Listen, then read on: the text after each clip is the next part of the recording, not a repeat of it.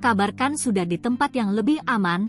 Ben Sukatani, kami tetap kuat. Setelah menjadi sorotan publik karena mendadak meminta maaf kepada institusi Polri dan menarik lagu Bayar, grup band asal Purbalingga, Sukatani, akhirnya memberikan pernyataan. Melalui unggahan di Instagram Story terbaru, dua personel band Sukatani mengabarkan mereka dalam kondisi baik dan berada di tempat yang lebih aman. Selain itu, Sukatani juga menyampaikan rasa terima kasih kepada berbagai pihak yang telah memberikan dukungan dan solidaritas kepada mereka selama beberapa hari terakhir. Band yang sebelumnya viral dengan lagu Bayar ini juga menegaskan dukungan dari berbagai pihak membuat mereka tetap kuat. Sebelumnya, keputusan Sukatani untuk meminta maaf dan menarik lagu Bayar memunculkan berbagai spekulasi di tengah masyarakat. Langkah yang diambil band ini pun memicu dugaan adanya tekanan atau intervensi dari pihak tertentu. Namun, hingga kini, Sukatani belum memberikan penjelasan lebih lanjut mengenai alasan mereka melakukan permintaan maaf dan menghapus lagu tersebut dari berbagai platform digital.